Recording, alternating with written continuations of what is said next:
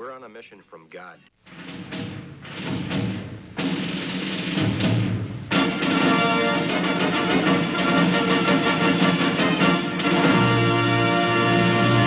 And now for something completely different.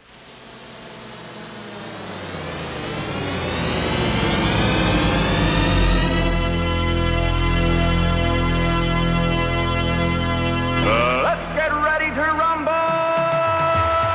Yeah, baby, yeah! This is Pastor Jolly John Lekumsky from St. Paul's Lutheran Church in New Athens, Illinois, and Trinity Lutheran Church in Darmstadt, Illinois. I had to think there for a second. How long have you been there? Oh, man, 38 years now. Oh, wow. Yeah. The old age is creeping up on me, though. The mind doesn't work quite as snap. It's kind of a rusty trap now. So, that's okay. That's why we got the young blood the here. The young blood. Yes, and so you should introduce yourself. Yes, Pastor Matt Youngblood Clark from Ascension Lutheran Church in the picturesque streets of South St. Louis. Oh, come on. The trees are all bare, and there's probably all kinds of dirt and mud from the snow and stuff like that. All the salt they spread. I know how it is in the big cities. It's just filthy dirty. Smog and crime and gangs running amok. No. I know. The children gangs, because when we were over there, the big sign said, caution children. I'm thinking, what? There's these gangs of children? Watch out for those children. I know those children. I'm sorry. I don't know if we did this last week either, but I think everyone who listens knows who we are, but we better make it official. This is Wrestling with the Basics. And Matt, I'm so excited. We're beginning the new year, and you had just these wonderful words from Psalm 90. And I've got a great text for people to begin the new year, but I also have some terrible jokes to begin the new year. Because really, it's wrestling with the basics. Could we start the new year without some really terrible puns? It wouldn't be the new year without them. And they're biblical. It's inevitable, isn't it? They're biblical puns. Oh, so they actually almost tangentially apply to what we're talking about here. That's right. It's not just something random, but it's stuff they actually have to do with finances. Do you know the old biblical finances? Well, there's a lot of biblical financial jokes, like Jesus saves, but Moses invests. Have you ever heard that one? Jesus saves. Yeah, no, that one's new to me. That's a new one? Okay. Yeah. Well, then maybe I'm going to this try to one forget that too. one. You know who the best money managers in the Bible were? Who, John? The best money managers? Who were the best money managers in the Bible? One was Noah, who was floating his stock when everyone else was in liquidation. Can it get any better than that? That's pretty good. That's pretty good. Oh, yes, listen to this. The other good Bible manager or money manager was Pharaoh's daughter. Why is that? Well, she went down to the bank of the Nile and managed to draw out a little profit. Oh, that's kind of cute. I kind of like that one. Yeah. Who have you been hanging out with? Accountants? What's going on? This is accountants. You think of them as being dull, but no, they have the greatest jokes. The best joke. Jesus saves, Moses invests. Okay. And a little profit. I like the Moses one. That's cute. It is cute. A little All right, profit. Good. That's cute. So, very nice. It fits in with the whole nature of the show. We don't claim that the jokes are good. No. They're just... In fact, it's just the opposite, right? It's usually the bad jokes. Right. It's the public service. Right. If you hear someone else starting to tell that joke, say, hey, wait a second. no. I've already been warned of that. I'm wrestling with the basics. And hopefully you beat them to the punchline. Well, all right. So you had this rather depressing story from Psalm 90. Don't blame me. Blame Moses. He's the one who wrote Psalm 90. And yet it had all kinds of hopefulness in it. Isn't that amazing that Moses, looking over his life, realizing that his generation has passed away, he's not going to enter the promised land, and yet still talking about the faithfulness of the Lord, still talking about the favor of the Lord, establishing the work of our hands, he says, and everything. But and what was your key phrase? Seize the day. So teach us to number our days aright, that we might gain a heart of wisdom. That's what Moses writes. And so we number our days, we seize the day, and we remember what's important at the end of the day. And that's exactly what you already pointed out, right? That God is God from generation to generation. And that what a comfort to know that he does establish the work of our hands, that, once our life here on this earth is over, God's word goes on. Yeah. And from everlasting to everlasting. And our children and grandchildren and all those we've been able to work with our hands and with our words, that God establishes that work in his word. So it's a comfort. You've just actually touched my heart with that thought, because as a fellow who's getting older and realizing that my ministry, at least my formal ministry, is probably going to come to an end in a couple of years, and wonder about what will life be after retirement. But you're right. I'm leaving a whole generation of people behind me, like yourself. You had the I don't know if it's a joy, a privilege, or a curse. The burden. The burden might have been the proper word, because you were able to be our vicar for a year.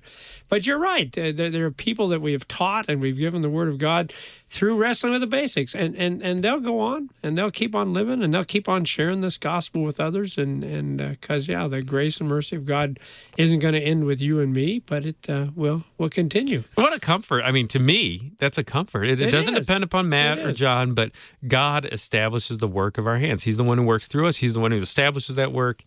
Thanks be to God, from generation to generation. How many generations have you baptized? You've probably baptized the children of people you've baptized, I'm sure. Maybe even the grandchildren of people you've baptized at this point. It has become that. That's right. That's You're pretty right. remarkable. Again, I don't think about that either. How that just keeps continuing and going on. And it is a great comfort to know that someone else will come and take over the church, and that will continue even well beyond me. So it's interesting, because we got that kind of theme from Psalm 90, and the text I am going to share with you has, I think, kind of a similar emphasis as we look into the new year. It's not necessarily a thing like, well, everything's going to be great, but it might be a year where there's going to be some struggles and trials. In fact, we could almost expect that it might be a year with troubles and trials. Well, anyway, I want you to share the story. Would you share the story with him of the boy Jesus in the temple?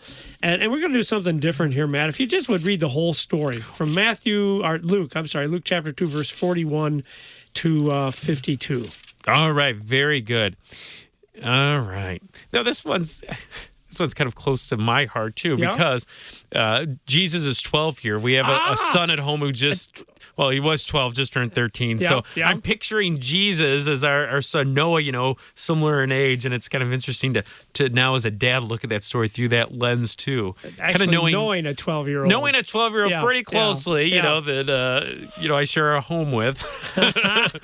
Anyway, but here's the 12-year-old Jesus in the temple from Luke 2. Now his parents went to Jerusalem every year at the feast of the Passover. And when he was 12 years old, they went up according to the custom. And when the feast was ended, as they were returning, the boy Jesus stayed behind in Jerusalem. His parents did not know it, but supposing him to be in the group, they went a day's journey. But then they began to search for him among their relatives and acquaintances. And when they did not find him, they returned to Jerusalem searching for him. After 3 days, they found him in the temple, sitting among the teachers, listening to them and asking them questions. And all who heard him were amazed at his understanding and his answers. And when his parents saw him, they were astonished. And his mother said to him, "Son, why have you treated us so? Behold, your father and I have been searching for you in great distress." And he said to them, "Why were you looking for me? Did you not know that I must be in my father's house?" And they did not understand the saying that he spoke to them. And he went down with them and came to Nazareth and was submissive to them. And his mother treasured up all these things in her heart. And Jesus increased in wisdom and in stature and in favor with God and man. So what we're doing now, Matt, is there's actually two options when it comes to the lessons you read on a given Sunday.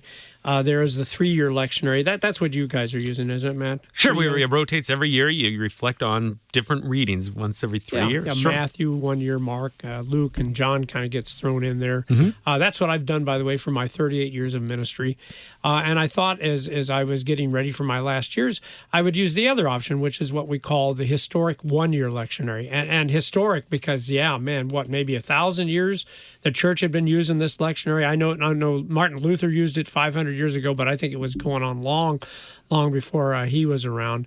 And so in this 1-year lectionary, the church year, or not the church year, but the new year, will always start off with this story about Jesus in the temple. Now, of course, we've preached on this before. It's in the 3-year lectionary, and in the year of Luke. When you've done this, what kind of things do you remember in the past? You're a young guy. You should be able to remember the past. I don't, but do you remember what you kind of got out of this text? Anything in particular that struck you? Well, I'm wondering where you go with the new year here. I think that's interesting. I mean, you hear the connection. But anyway, no, things that struck me, I think certainly the Father's house. I think that's a good, a neat say connection. that because we are going to talk about that. We have special significance, obviously, with Jesus being God's son, so you have that connection, but also for us too, as we come to our Father's house. What a beautiful picture that is. It's not our house, it's our Father's house that we come to. So I always think that's a neat connection too. Let's see. I think... By the way, I got that. You page two-turn page. Yeah, thanks for keeping that down. Okay, I got that. I'll keep track of the that for you. tally going. Because we get paid we by get the reimbursed. Are you sure you don't want to read more, John? Let's keep reading. That's right. And by the way, if we get paper cuts, that's workman's comp for us too. I'm sorry, I interrupted you. I think the dynamics here, these family dynamics, I think it's just an account that a parent can relate to. Yes. Too. Yep. I mean, as a dad with a new 13-year-old that just obviously was 12, and a 9-year-old, to kind of put yourself in the shoes of Mary and Joseph. What would be going through your mind as you travel a day's journey and realize, your preteen kid is missing? Junior high Jesus is gone. And what do you do? So I think it really... Junior high Jesus. I'll remember that phrase. That's seventh grade Jesus, right? Yeah. I like junior high Jesus. Junior high Jesus, It's nice alliteration, I guess. But, so you put yourself in their shoes, too. So I think there's just... It's a very relatable story, too, I think, for a parent especially. So I had the same thoughts, similar things in the years that we've preached that. So 38 years I probably preached on it. 3 into 38 goes 11. A lot of times. But one of the great things about doing the one-year lectionary is that there's all kinds of other sermons written on this. In fact, Martin Luther has at least 2 that I know of, maybe 3 series that he wrote on the one-year lectionary. And so I've been since it is the 500th anniversary of the Reformation, by the way, let's not forget that in 2017. Right. We should have mentioned that 500 years of Reformation. And it's still all about Jesus. Yeah. But so I was reading Luther's sermon, and it kind of caught me, because you know what Luther sees the key theme in this text? Suffering. Suffering. And at first I thought, okay, Luther. I never really looked upon this as a thing, but it is, because that's what Mary says. She says, your father and I have been searching for you in great distress. Yeah, and I thought, it is a text about suffering, and that's where I started to see the connection with the new year, because I can just pretty well guarantee everyone listening to us at some point in time, there's probably going to be some struggles and trials this year. Oh, yeah, guaranteed. We say Happy New Year, but the problem, and we kind of had that with you last week with Moses and about our days are numbered and all of that stuff. And I got to thinking, consider the key character of this story, other than Jesus, which is Mary, who is the most favored of all women, right? Isn't that what the angel said? Yeah, I remember that. Yet think what her life was like. The angel tells her that, and what immediately happens after she gets the message that she's the most favored of all women.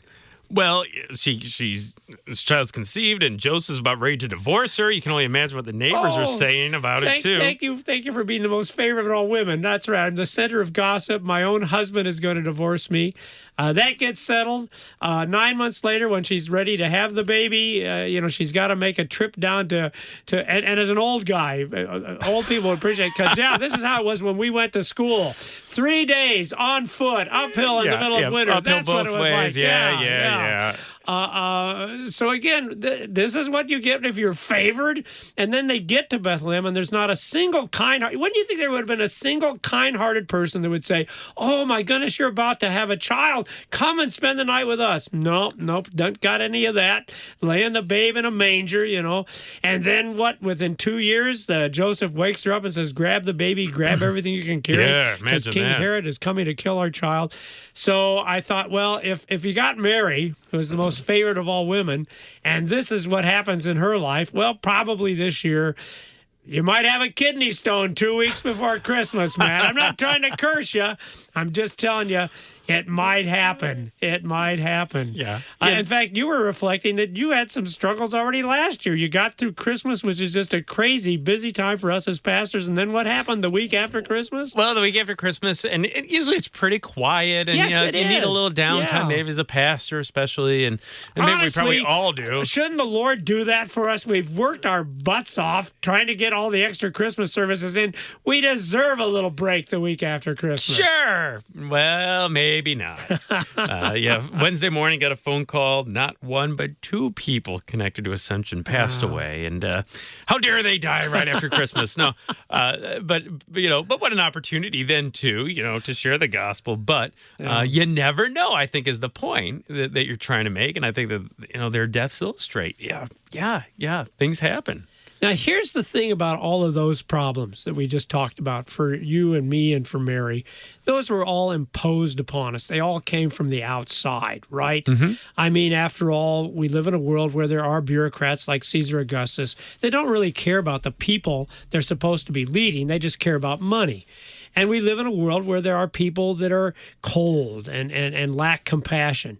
And we live in a world where there are murderous people. In fact, this was a couple of weeks ago, but that fellow in Fort Lauderdale that just started in the airport. killing people. Yeah. So if you live in a world like that, you're going to have some struggles or trials. But I think what makes it particularly interesting here for Mary, and why I think she says not just that she was in distress, but in great distress, in this particular instance, it's her fault, right? Do you let your little son just wander off and you don't really care where that night comes and you go to bed? Oh, I don't care where Noah's at. He's probably hanging out at his uncle's house or something like that. No. I might, but Lisa wouldn't.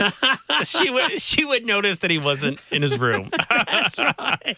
Well, it's a funny age because junior high. Yes, yeah. They have this freedom, but it's a limited amount of freedom because they can do stuff on their own, but they're still a kid too. So it's kind of this interesting age, and that's right where Jesus falls too. And so I think that's what's striking about this, and I think that again, that's why she says she's in great distress, because this is kind of her fault. They should have been keeping an eye on Jesus. You don't go a whole day's journey out of Jerusalem and then start looking for your kid. Okay. I would think when you were packing up the bags, you would say, is Jesus with us? Or is he with some of the other family?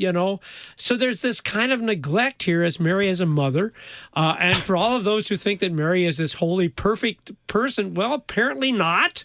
She forgot Jesus. Well, can you imagine that as a mom? And I wonder if she had this extra anguish that, oh my goodness, I just lost the Son of God. That's what's going to happen.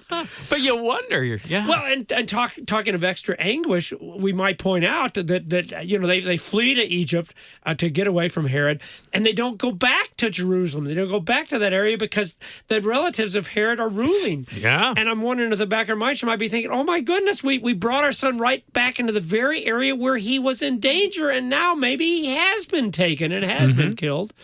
I used to tell people that I could identify with this, but now I realize that maybe in just like a little teeny way I can identify with it because I had great distress, but it was only like maybe 15 minutes, half hour. So it wasn't overnight. It wasn't 3 days.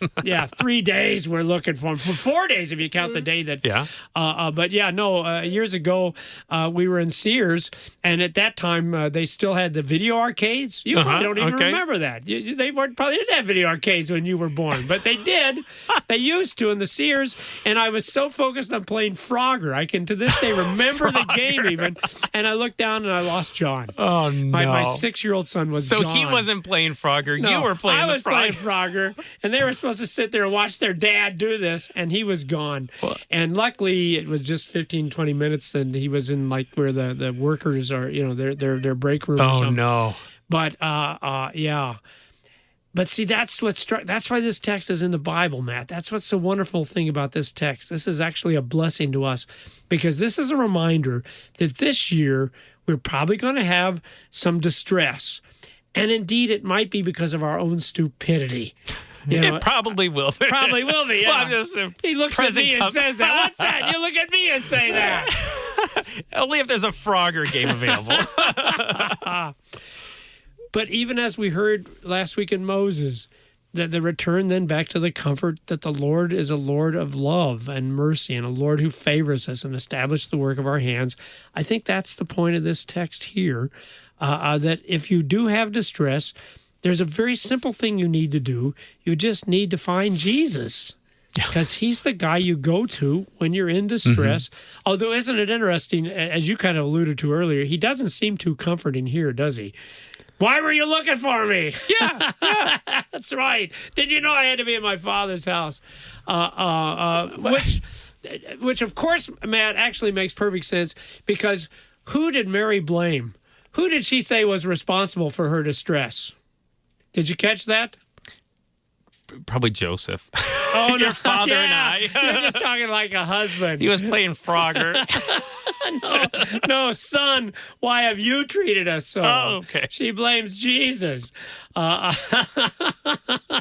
You obviously have been blamed many times, haven't you, Matt? That's my default answer. But I could identify with that too, because that's what happens when we do something wrong. We blame God. You know, we think it's like his fault that the distress comes to us. Of course, he does not cause our distress. Distress comes from the sinful world, from our own sinfulness. And I suppose if we're blaming God, there's not much he can do but say, hey, wait a second. You should have known. What? It's not, I didn't do this. Because as long as we think that God is a God of wrath and anger and punishment and all of that, he will not be able to comfort us. But you know what tickles me is you caught the word of comfort there right off the bat. Jesus said you didn't need to be looking for me. You should have known where you would find me, because you would find me in my Father's house. Yeah. And the great thing is, the very first thing Jesus teaches us is that it's not just his Father's house, but it's Our Father's house. Yeah, how beautiful. Yeah. So that's what struck me. There's a comfort in this, even in the midst of the distress. And it is a great comfort to know that we have our Father's house here on earth, and we can go there.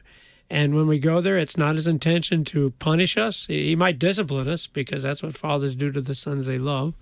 But it's going to be just filled with all kinds of stuff to comfort us, isn't it? That the whole Father's house is all about bringing comfort for people like you and me who are in distress, even when we're the cause of the distress. Yet the comfort there of the baptism and the Lord's Supper and the Holy Scriptures just remind us that we're still the children. God still loves us. We are forgiven. I think it's a beautiful idea that, in the year to come, when we're in distress and we're looking for Jesus, we know where to find him. He's in his Father's house, right? Yeah. And we're invited to come too. And the problem is, like Mary and Joseph, a lot of times we go looking for the end of our distress in the wrong places, right? Because they started off by going with their acquaintances and their friends. And that happens. That's okay. But now it's not like God is trying to hide himself from us. He's very, very clear. We should know. And in fact, if you don't, we're telling you right now. If you're in distress, go to your Father's house and listen carefully for your Father to tell you how he does love you, how he forgives you even for the things you've done wrong, and how he's actually even going to make that work out together for your good, because it does work out for their good, doesn't it? Jesus does go with them, and Mary does end up treasuring these things in her heart, and he does increase in wisdom and in stature and in favor with God and with Mary and Joseph. So anyway, I thought that was an interesting story to begin the church year, that there's going to be some difficulties, but hey, we just need to go to Jesus. We know where Jesus is at. He's in our Father's house. Yeah. Any final thoughts, Matt? Oh, that's great. And when you enter the house, we always usually we begin our worship services in the name of the Father, Son, and Holy Spirit. Remember our baptisms? And that's how we became children of the Heavenly Father. Exactly. Through that water and word. Exactly. Yeah. Great. Well, thanks so much for sharing. Thanks, Luther, in this 500th anniversary of the Reformation, for his insight, too, into this account. Distress in the new year, but take comfort. Yep. Find Jesus in his Father's house. And you know where he's at. He's not hiding from you. Yeah. So, yeah. All right. And we'll hear a little bit more about Jesus maybe next week. I bet so. On Wrestling with the Basics.